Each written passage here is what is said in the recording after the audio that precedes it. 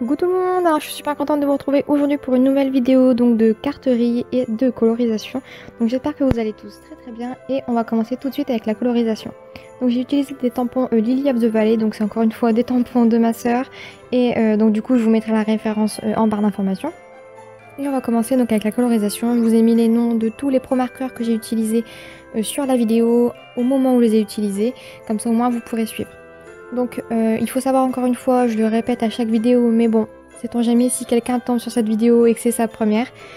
En ce qui concerne la colorisation, j'utilise toujours la même technique, c'est-à-dire que généralement je prends 3 couleurs, je peux en prendre 2, ça m'arrive, donc dans la vidéo j'en utilise 2 parfois, mais je prends généralement 3 couleurs. Je colorise d'abord la totalité de la zone que je souhaite coloriser avec la couleur la plus claire. Je fais mes premiers dégradés avec la couleur intermédiaire et je finis les ombres avec la couleur la plus foncée. Et pour finir, je repasse une dernière fois avec la couleur la plus claire pour fondre le tout. Comme ça au moins vous savez comment je procède, vous voyez bien à peu près comment je fais sur la vidéo. Comme je vous disais, toutes les couleurs arrivent au moment où je les utilise normalement et si jamais il y a des petits bugs, n'hésitez pas à me demander. Je me ferai un plaisir de vous répondre en commentaire.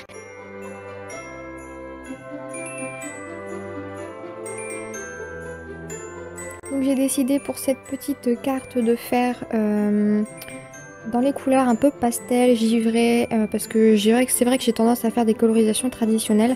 Et cette fois-ci j'ai voulu changer, donc j'ai fait des fumées de pastel.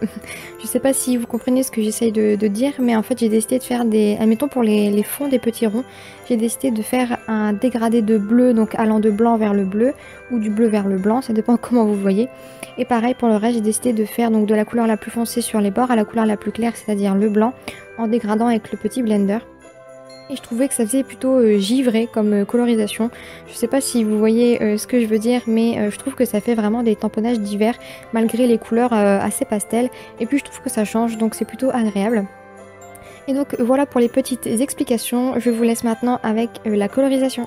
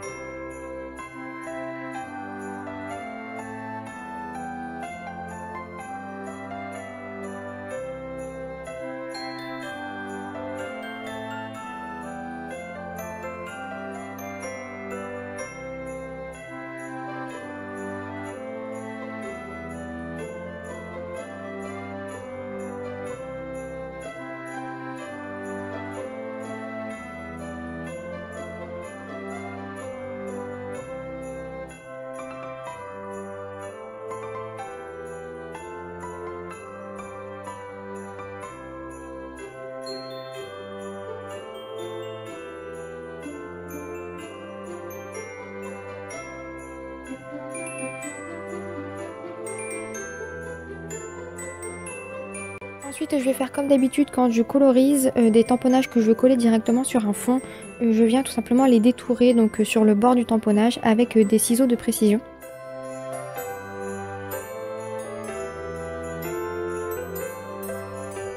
Et une fois que ces derniers sont découpés, je viens tout simplement faire avec un feutre noir.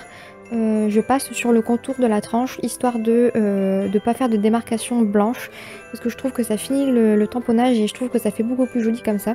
Donc après vous faites ça seulement si vous le souhaitez. Ensuite je viens prendre donc deux feuilles de deux blocs différents qui viennent de chez Axio. Donc je vous montre à la vidéo les blocs que j'ai pris. Je prends le premier papier que je vais tout simplement plier en deux pour faire ma base de carte tout simplement. C'est un papier pailleté. Et je prends le deuxième qui est un petit peu un effet bois, je pense que vous le verrez sur les photos. Mais en fait le fond on dirait qu'il a été embossé et par-dessus imprimé des petites décorations. Et donc du coup je vais mesurer et je vais tout simplement le découper, il me semble à 10 par 10 je crois. Et je vais venir le coller donc sur la partie basse de ma carte. Et je vais y laisser à peu près 1 cm et demi sur le bas de ma carte qui laisse apparaître la couleur de la base de carte. Je viens donc le coller et là je vais découper donc des petits morceaux de mousse 3D pour les coller derrière mes petits tamponnages. Et je vais combler avec des petits carrés donc de mousse 3D de la même épaisseur.